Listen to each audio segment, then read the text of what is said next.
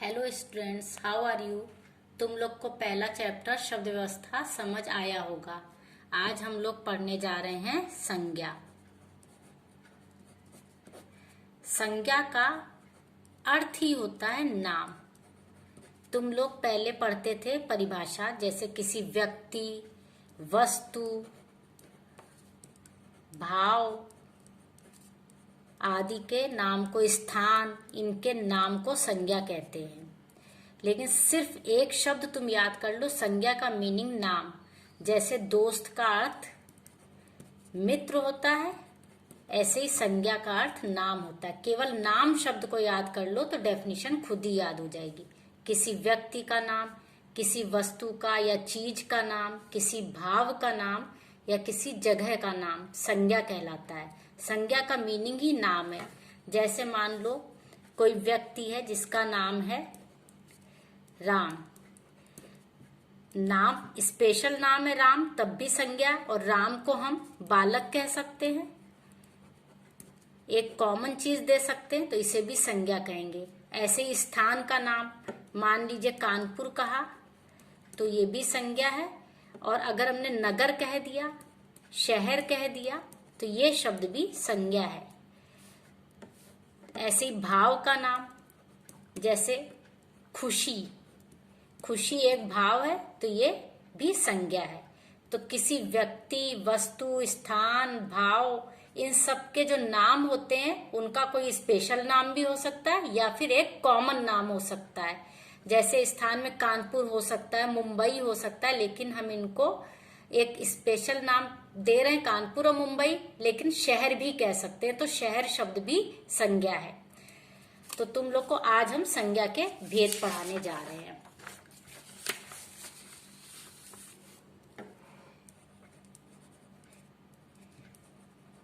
संज्ञा के भेद मुख्यतः तीन हैं: व्यक्तिवाचक, जातिवाचक और भाववाचक। इसको कहते हैं प्रॉपर नाउन, इसको कहते हैं कॉमन नाउन और इसको कहते हैं एब्स्ट्रैक्ट नाउन। लेकिन हिंदी में कुछ विद्वान इन तीन के अलावा भी दो भेद और मानते हैं। उन दो भेद को हम जातिवाचक में ही ले सकते हैं, जैसे समूहवाचक और द्रव्यवाचक। द्रव्यवाचक मतलब मटीरियल नाउन, इंग्लिश के अकॉर्डिंग भी तुम्हें बता दे रहे हैं हम, और कलेक्टिव नाउन।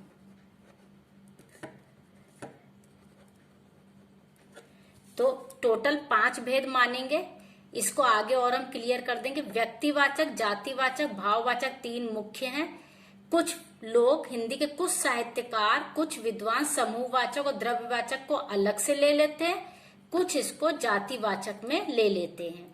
हम लोग इसे जातिवाचक में ले लेते हैं। ये हम आगे बताएंगे कि हमने क्यों जातिवाचक में लिया है। पहले आज हम लोग व्यक्तिवाचक संज्ञा पढ़ते हैं।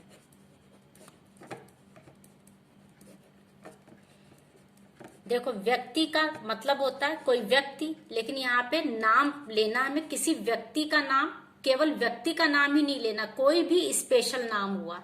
जैसे मान लो किसी व्यक्ति का नाम मोहन है, किसी लड़के का नाम है ये मोहन, किसी लड़की का नाम रीमा हो गया। कोई भी व्यक्ति का मतलब है कोई भी स्पेशल नाम, मोहन हो गया, रीमा हो गया, या किसी शहर का नाम हो गया। मान लो कानपुर लिख दिया हमने, ये भी स्पेशल शहर का नाम हो गया। व्यक्तिवाचक का मतलब केवल ये नहीं कि केवल व्यक्तियों के नाम लिखने में। व्यक्तिवाचक का मतलब है कोई भी स्पेशल नाम आ जाए। मोहन हो गया, रीमा हो गया, कानपुर हो गया, या किसी देश का नाम लिख दें, अपने ही देश का नाम लिख लो, भारत हो गया। या फिर किसी होटल का नाम लिख लें, लैंडमार्क होटल लिख सकते हैं। ये जो लैंडमार्क होटल हमने नाम दे दिया लैंडमार्क, होटल अगर खाली कहेंगे तो वो व्यक्तिवाचक नहीं रहेगा। होटल तो कुछ भी हो सकता है। लड़के का नाम मोहन दे दिया तो व्यक्तिवाचक है। और बहुत सारे लड़के खड़े हैं, मान लो एक लड़का ये खड़ा है, एक लड़का ये खड़ा है, एक लड़का ये खड़ा, अगर इनको हमने सबको लड़के कह दिया तो ये व्यक्तिवाचक नहीं है। जब तक हम इनको स्पेशल नाम नहीं दे देंगे तब तक ये व्यक्तिवाचक नहीं बनेगा। मान लो इसका नाम मोहन लिख दिया हमने, इसका नाम सोहन लिख दिया और इसका नाम रोहन लिख दिया, तो ये जो 3 शब्द मिले में रोहन, मोहन, सोहन, ये व्यक्तिवाचक संज्ञा है। यानी व्यक्तिवाचक संज्ञा में कोई स्पेशल नाम, विशेष नाम जरूर होना चाहिए। मान लीजिए हमने नदियां हैं, बहुत सारी नदियां हैं, अगर नदी का नाम हमने गंगा लिख दिया या यमुना लिख दिया, इनको नाम दे दिया, ये विशेष नाम है नदियों के, तो ये तुम्हारी व्यक्तिवाचक संज्ञा हो गई। यानी व्यक्तिवाचक संज्ञा में एक विशेष नाम होता है, तभी हम व्यक्तिवाचक संज्ञा कहेंगे। अब हम लोग पढ़ते हैं जातिवाचक संज्ञा, जो इंग्लिश में तुम लोग कॉमन नाउन कहते हो। जैसे अभी हमने तुम्हें 3 नाम बताए, रोहन, सोहन और मोहन, लेकिन ये तीनों है कौन? लड़के। इंग्लिश में तुम बॉयज को कहते हो कॉमन नाउन, वैसे ये लड़के, ये जातिवाचक संज्ञा हो गया। मान लो 3 लड़कियां हो गई, रीमा, सीता और मीरा।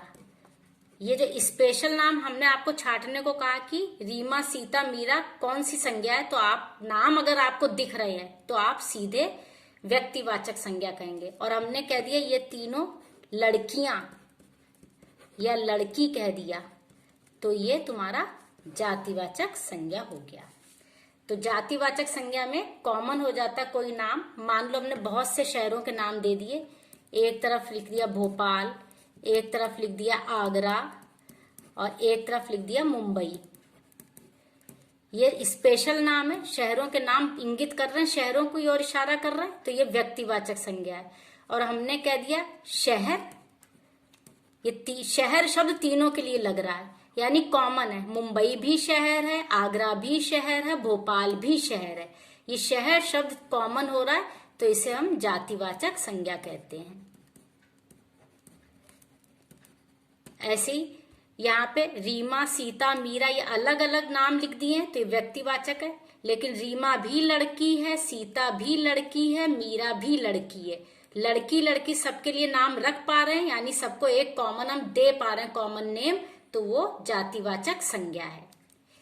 इसके बाद आता है भाववाचक संज्ञा।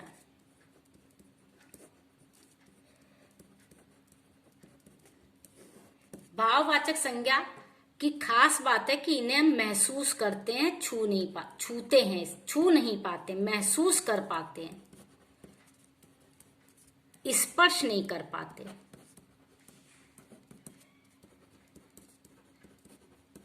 जैसे कोई लड़का जा रहा है, उस लड़के को तो हम टच कर लेंगे, मान लो ये एक लड़का है, इसे तो हम छू लेंगे, पर इसके लड़कपन को, यानी इसके लड़कपन को हम नहीं छू पाएंगे, छू नहीं सकेंगे, महसूस करेंगे। जैसे कोई बच्चा जा रहा है, हम बच्चे को तो छू लेंगे, टच कर लेंगे अपने हाथ से, लेकिन उसके बचपन को नहीं छू पाएंगे, महसूस करेंगे। तो भाववाचक संज्ञाओं को, जैसे बचपन ये भाववाचक संज्ञा बन गई, लड़कपन ये भाववाचक संज्ञा बन गई, इनको हम छू नहीं पाते हैं, केवल महसूस करते हैं। जबकि बच्चा से बनी है, बच्चों को छू लेंगे। ये लड़का हमने बना दिया ड्राइंग, लड़का कोई हो उसे हम छू लेंगे, पर उसके लड़कपन को नहीं छू पाएंगे। जैसे मान लो बहुत सी मिठाइयां प्लेट में रखी है, रसगुल्ले रखे हैं, तो रसगुल्लों को तो हम छू लेंगे, इस मिठाई को, रसगुल्ला कहा तो व्यक्तिवाचक और मिठाई कहा तो जातिवाचक। मिठाई तो बहुत होती, रसगुल्ला हो गया, काला जाम हो गया, कुछ भी हो गया। रसगुल्ला स्पेशल नाम दिया तो व्यक्तिवाचक, मिठाई कह दिया तो जातिवाचक। इस मिठाई को भी रखी हुई को छू लेंगे, पर इसकी मिठास को केवल महसूस कर पाएंगे। तो भाववाचक संज्ञाओं को महसूस कर पाते हैं, उनको छू नहीं पाते। तो मिठाई से बना मिठास, बच्चा से बना बचपन, लड़का से बना लड़कपन। ऐसे ही बुढ़ापा, बूढ़ा कोई है, बूढ़ा व्यक्ति है, उसे हम छू पाएंगे, उसको टच कर लेंगे, उसका हाथ पकड़ लेंगे, लेकिन उसके बुढ़ापे को हम नहीं छू पाएंगे। तो ये बन गई भाववाचक संज्ञा। तो भाववाचक संज्ञा तुम्हें ध्यान रखना है कि भाववाचक संज्ञाओं को हम केवल महसूस कर पाते हैं। अगर तुम्हें दो शब्द दे रहे, लड़का और लड़कपन, और कहा जाए भाववाचक संज्ञा छांटो, तो तुम अपने दिमाग से सोचो कि लड़का कोई खड़ा होगा तो हम उसे छू लेंगे, लेकिन उसके लड़कपन को छू नहीं पाएंगे, तो तुम भाववाचक संज्ञा लड़कपन कर दोगे, और जातिवाचक संज्ञा लड़का है। ऐसे ही बच्चा और बचपन हम छांटने को कहेंगे, तो तुम पहले दिमाग में सोचो कि क्या बचपन को हम छू पाते हैं? बचपन को छू थोड़ी पाते, उसे महसूस करते, फीलिंग है हमारी, भाव है एक, भाव का मतलब फील कर रहे हैं हम। लेकिन बच्चे को हम टच कर लेते, तो बच्चा जातिवाचक है और बचपन भाववाचक संज्ञा है। ऐसे ही हमने मिठास और मिठाई में बताया, कोई मिठाई रखी है, उसे हम प्लेट से उठा के खा लेते हैं, पर मिठास को हम अपने अंदर महसूस करते हैं। हम कई बार कहते हैं इसमें शक्कर कम है, इसमें ज्यादा है, वो हम केवल महसूस करके बताते हैं। तो ये भाववाचक संज्ञा है। ये तीन भेद मुख्य हो गए। पहले इन्हीं तीन भेदों में अब एक बात और बता रहे हैं, कई बार व्यक्तिवाचक संज्ञाएं जातिवाचक संज्ञा के रूप में प्रयोग की जाती हैं। आगे के दो भेद अभी रुक के बताते हैं। व्यक्तिवाचक संज्ञाएं कई बार जातिवाचक के रूप में प्रयोग की जाती हैं।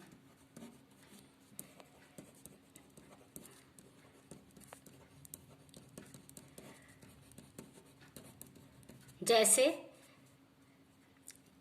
विभीषण नाम है, अभी तुम लोग ने रामायण देखी, उसमें विभीषण का नाम बहुत सुना। विभीषण ने रावण जी के सारी चीजें राम को, सारे भेद बताए थे रामचंद्र जी को। अब किसी घर में अगर कोई ऐसा आदमी होता है जो अपने घर की सारी बातें दूसरों को बताता है, तो हम उसे इस विभीषण शब्द को उस पर जनरलाइज कर देते हैं, सामान्यीकरण कर देते हैं। हम लोग ऐसे कह देते हैं, आजकल हर घर में विभीषण मिल जाएंगे। देखो, अगर हमने तुम्हें छांटने को कहा इस लाइन में, तो तुम अगर नहीं समझोगे तो तुम कहोगे कि विभीषण व्यक्तिवाचक संज्ञा है, क्योंकि मैम ने कहा कि कोई भी नाम किसी का होता वो व्यक्तिवाचक संज्ञा होता है। लेकिन इस सेंटेंस में हम क्या कर रहे हैं, आजकल हर घर में विभीषण मिल जाएंगे। हम उस विभीषण की बात नहीं कर रहे हैं, हम ऐसे गुणों वाले विभीषण, ऐसे गुणों वाले व्यक्ति की बात कर रहे हैं जिसमें विभीषण के गुण थे। यानी वो एक्चुअल में ये विभीषण वो नहीं है, कोई भी आदमी हो सकता है, उसको हमने विभीषण नाम दे दिया और कह दिया क्योंकि उसमें वो क्वालिटी थी। मान लो किसी घर में कोई मोहन नाम का आदमी है और वो भी अपने घर की सारी बातें दूसरों को बताता है, सारे राज खोलता है, सारे भेद बताता है, तो हम कह देते हैं कि ये तो पूरा विभीषण है। अगर हमने यहाँ पे ये कहा कि यह तो पूरा विभीषण है, तो ये शब्द जातिवाचक संज्ञा बन गया, ये अब व्यक्तिवाचक नहीं है।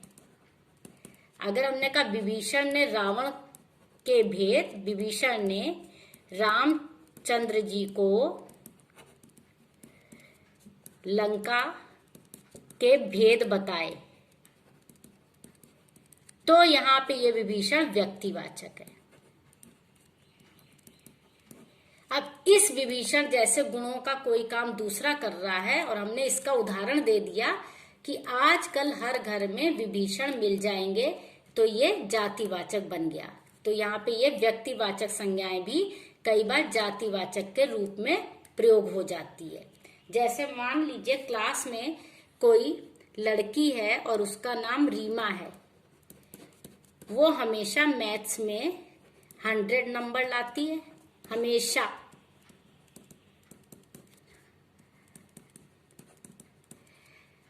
लेकिन हमने वो लड़की लाती है और एक दिन और कुछ दिन बाद एक लड़की और आई जिसका नाम था राधा, वह भी 100 लाने लगी।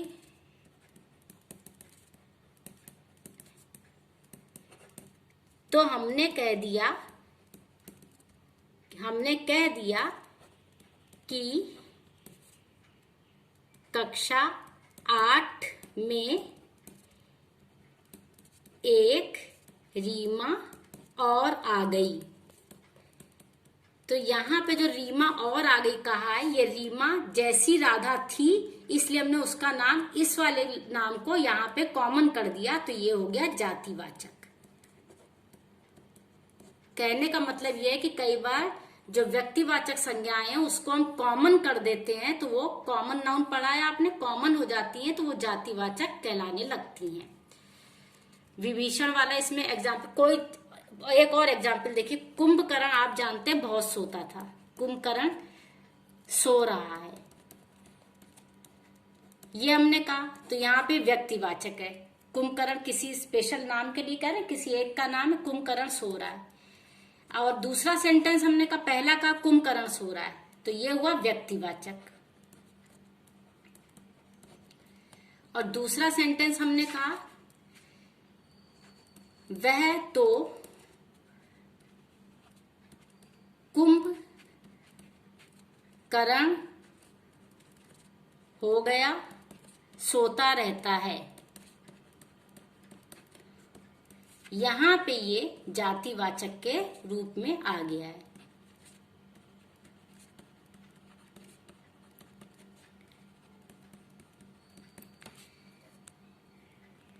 तो इस तरह से कई बार व्यक्तिवाचक संज्ञाएं जातिवाचक संज्ञा के रूप में प्रयोग कर ली जाती हैं। इसके बाद कई बार जातिवाचक संज्ञाएं भी व्यक्तिवाचक की तरह प्रयोग कर ली जाती हैं। जैसे हम कहते हैं, गांधी जी ने करो या मरो का नारा दिया। यहाँ पे गांधी सरनेम तो किसी का भी हो सकता है, ये सरनेम किसी का भी हो सकता है। जैसे राहुल गांधी है, राहुल के साथ गांधी लगा है, सोनिया के साथ गांधी लगा है, ये तो सरनेम किसी के लिए भी। लेकिन यहाँ पे ये जो कॉमन चीज है, सरनेम किसी का भी हो सकता है, वो महात्मा गांधी के लिए आ रहा है, इसलिए ये जातिवाचक संज्ञा यहाँ जातिवाचक ना होके ये व्यक्तिवाचक में बदल गई। ऐसी एक सेंटेंस है, नेता जी ने जय हिंद का नारा दिया। नेता तो कोई भी हो सकता है, चाहे सोनिया गांधी हो, चाहे मोदी जी हो, चाहे कोई भी हो, चाहे अरविंद केजरीवाल हो। लेकिन यहाँ पे ये नेताजी शब्द किसके लिए आ रहा है? जय हिंद का नारा किसने दिया था? ये नेताजी आ रहा है सुभाष चंद्र बोस के लिए, इसलिए ये नेता शब्द हो गया व्यक्तिवाचक। किसी स्पेशल व्यक्ति के लिए ये शब्द आया है, इसलिए ये व्यक्तिवाचक है। यहाँ गांधी से किसी का भी नाम नहीं आ रहा, केवल महात्मा गांधी जी के लिए आ रहा है। ऐसे ही यहाँ नेताजी शब्द किसी भी नेता के लिए नहीं, ये केवल सुभाष चंद्र बोस के लिए आ रहा है, किसी स्पेशल नाम को ही इंडिकेट कर रहा है, इसलिए ये शब्द यहाँ पे व्यक्तिवाचक संज्ञा हो गया है। तो इस तरह कई बार जातिवाचक संज्ञाएं व्यक्तिवाचक के रूप में,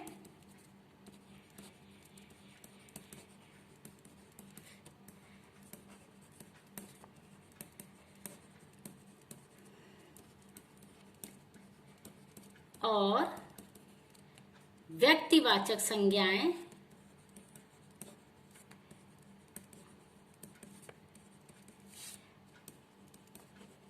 जातिवाचक के रूप में प्रयोग की जाती हैं। तो ये आपको तीन भेद इसके समझ आए होंगे। सबसे पहले व्यक्तिवाचक, उसके बाद जातिवाचक और भाववाचक। भाववाचक में एक बात है, अब भाववाचक की संज्ञाएं हमेशा एक वचन में होती हैं। भाववाचक संज्ञाएं हमेशा, ध्यान रखना इस बात को, हमेशा एक वचन में ही होती हैं।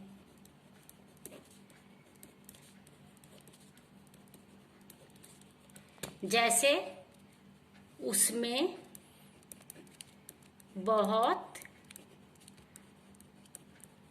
अच्छाई है। ये अच्छाई शब्द अच्छा से बना है, ये एक वचन का शब्द है, इसलिए ये भाववाचक है। जैसे ही भाववाचक संज्ञा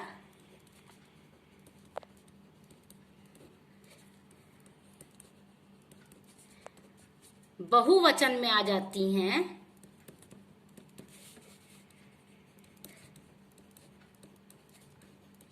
वे जातिवाचक बन जाती है।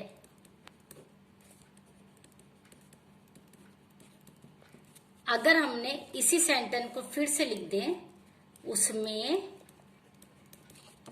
बहुत अच्छाइयां हैं, तो ये जो शब्द है ये जातिवाचक बन गया। तो आपको ध्यान रखना है कि जब भी भाववाचक संज्ञा छांटने को आए, तो अगर उसमें अच्छाई लिखा है, बुराई लिखा है, तो आप उसे भाववाचक संज्ञा कहेंगे।